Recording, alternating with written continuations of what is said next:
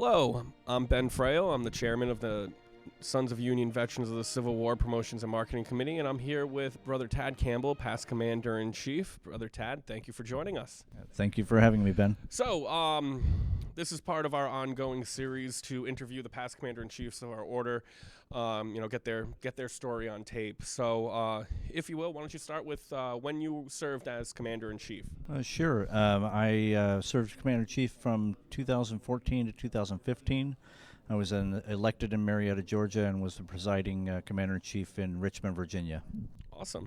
And why don't you go ahead and tell us a little bit about your ancestor that served in the war for the Union? Absolutely. So I joined under my third great-grandfather, Ira Erastus Angus. I think he's got one of the best names ever. That is a pretty good name.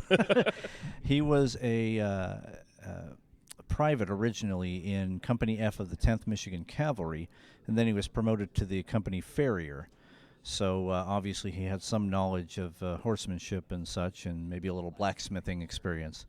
And he was wounded 3 times in the war. He received a saber cut on the head, which I don't know the exact details, but pretty much tells me they were in hand-to-hand combat with another cavalry regiment.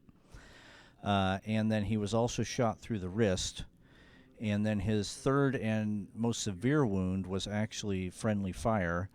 In camp, another member of his own company, his Spencer rifle actually went off and shot him through the chest, exited the chest, punctured his lung, and he survived until 1909. Belonged to the GAR and stayed active. That's amazing. So you don't hear many stories of chest wounds soldiers recovering from back then. So that's absolutely amazing. So what during your time as Commander-in-Chief, what would you say is your proudest accomplishment? Well, I was able to, one of the things I set out to do was, I have a number of Union ancestors that qualify me for membership. Ira Angus simply happens to be the one that I joined under.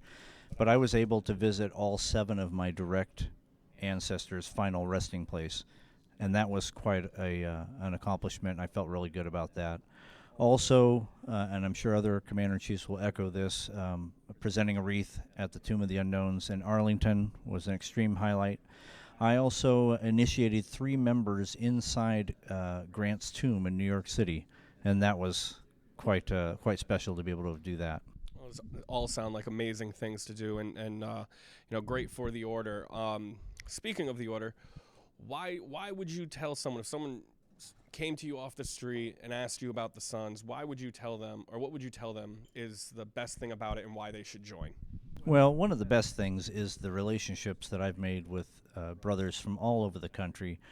Some of my best friends in the organization are my best friends in the rest of my life also, and I wouldn't have met these people had it not been for the Sons of Union Veterans. And then, of course, our main purpose is to keep green the memory of those who fought to preserve the Union from 1861 to 65. And so it really is something, we're representing those men and the sacrifices that they made. And so it's important that we carry on that work and make sure the public is aware of the sacrifices that were made. Couldn't agree with you more. And last question for you. What is your fondest memory, whether it's before you were Commander-in-Chief, while you were Commander-in-Chief, or after you were Commander-in-Chief, of your time in the Sons of Union Veterans? One of my fondest memories has to be the initiation of my daughter as a member of the auxiliary to Sons of Union Veterans of the Civil War.